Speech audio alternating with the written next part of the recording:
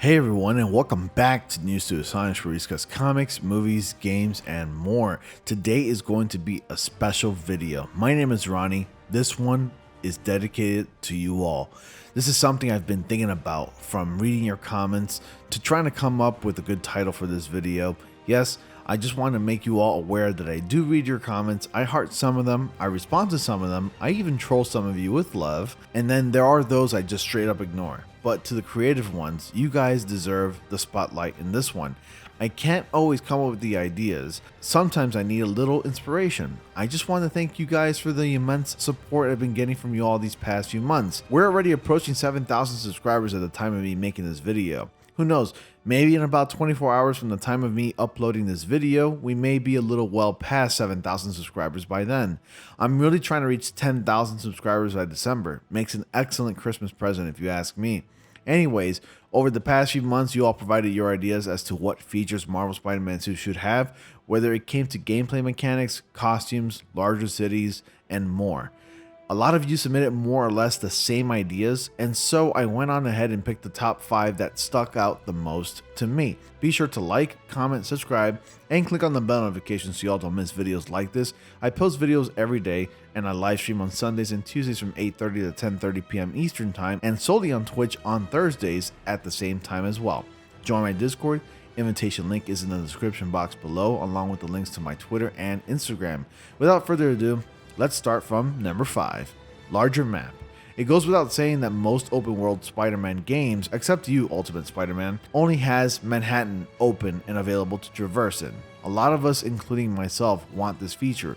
When swinging around New York, I feel like I've already been through every nook and cranny.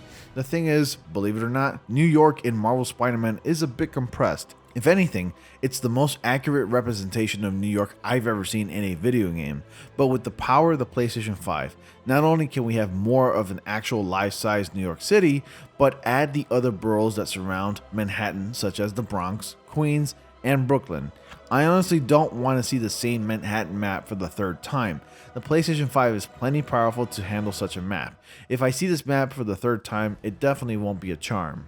Number 4, more difficulty gameplay options. I gotta say that even the hardest mode, Marvel Spider-Man and Miles Morales, isn't really all that difficult. I'm not saying make the game Sekiro Shadows Die Twice hard, make it so that when I'm playing in Ultimate mode, it feels hard. Pause. In all seriousness, maybe I've grown accustomed to the game's difficulty, or maybe the hardest mode of the game isn't as difficult as you think. This is a request that Insomniac Games should take into consideration. Perhaps they can add a superior mode, which would be the most difficult mode there is. I don't know. Those are my 2 cents right there. Number 3, more underground and sewer missions. It's sad to say that we didn't get any sewer missions in the main campaign of the first Spider-Man game, except when the Turf Wars DLC came out. Since Venom is set to appear in the sequel, something tells me that we're going to be getting a sewer chase sequence of some kind. Seems like the perfect nesting ground or hideout for symbiotes. Something about Venom and sewers seems synonymous with one another. We may even get an updated version of this. Laying down on the job, Parker? At number 2, Peter's new house. Spoiler warning, after Aunt May's death, she left her house for Peter, which he moved into, effectively solving Peter's housing issues, which brings me back to being able to travel to different boroughs of New York. A lot of you requested that you'd have access to Peter Parker's house so you can change back to being Peter Parker, then Spider-Man again whenever you wanted.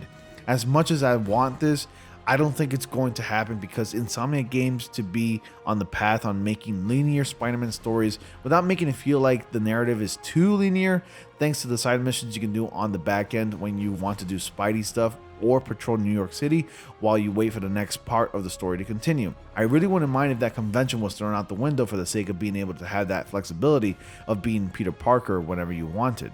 And lastly, at number 1, bring back the PS4 Peter Parker model. I remember about a year ago when it was revealed that the Peter Parker model they went for the PS5 remastered was going to be changed. Originally, John Bubniak was the actor who did the motion capture of Peter Parker in the Spider-Man PS4 game. Yes, Yuri Lowenthal also did motion capture for Spider-Man Peter Parker as well. I'm talking about the actual facial capture. John Bubniak did that. When it was revealed that they were going to go with a different actor for the Peter Parker model, the reception was mostly negative and controversial. Some were saying that he looks almost as young as Miles Morales when he's supposed to be Miles Morales' mentor.